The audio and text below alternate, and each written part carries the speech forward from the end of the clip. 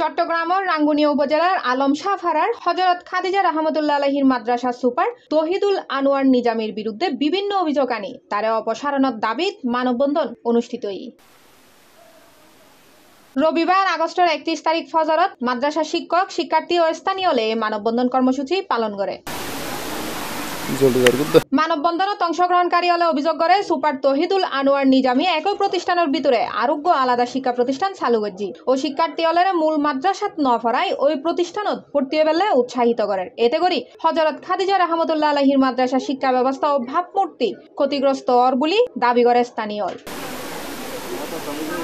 এছাড়া তার বিরুদ্ধে স্বেচ্ছাচারিতা প্রশাসনিক নিয়ম এবং আসন্ন মাদ্রাসা সভাপতি নির্বাচনত ও তার পছন্দের প্রার্থীর বয়বেল্লা সার বলে জানাই তারা। মানববন্ধনত বক্তা হলে হয় আসলে একজন সুপার হয়ে এই ধরনের বলতে পারে না, কারণ ও একটা প্রতিষ্ঠানের পরিচালক। তাইলে ও যদি এই ধরনের আচরণ করে তাহলে তো মাদ্রাসার একটা ক্ষতি হয় এবং পাশাপাশি মাদ্রাসার লেখাপড়ারও ক্ষতি হচ্ছে। আমরা এই তীব্র নিন্দা প্রতিবাদ জানাচ্ছি। 5 আগস্টের আগে যেভাবে ছিল সেম উনি এখনো এভাবে আছে এবং ওনার দুর্নীতি করে থাকার জন্য উনি ওনার মন মতো ওনার এই ঘনিষ্ঠ কাউকে মনে হয় উনি সভাপতি করার জন্য চেষ্টা চালাচ্ছে।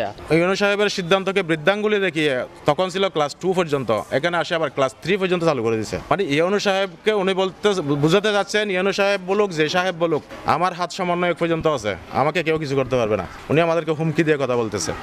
এই দুর্নীতিবাজ সুপারের আমরা অপসারণ এবং বিচার দাবি করতেছি। এখানে যে হিসাব কিতাবের ব্যাপার উনি অনেক দুর্নীতি করেছেন, আমরা আইনানুগভাবে ওনার ব্যবস্থা চাই। উক্ত মানববন্ধনত আরো বক্তব্য রাখে মোহাম্মদ মিজানুর রহমান, রবিউল হাসান, ইলিয়াস কাঞ্চন, আলমগীর হাসান, খুরশেদ আলম, আবুল কালাম, ফাহিম, আজিজুল ইসলাম, আব্দুল মুনাফ, শহীদুল ইসলাম, খুরশেদ আলম, লুকমান, নুরুল আলম, নুরানি শিক্ষক মাহমুদুল হাসান সহ আরো বদকেও।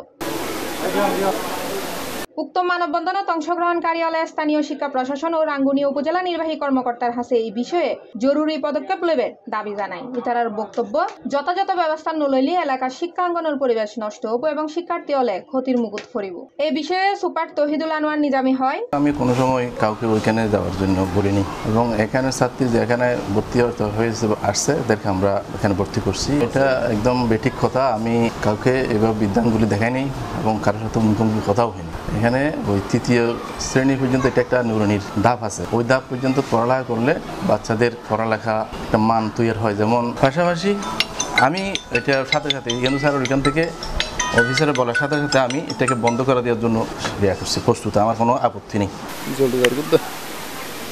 C+ TV Chittagong.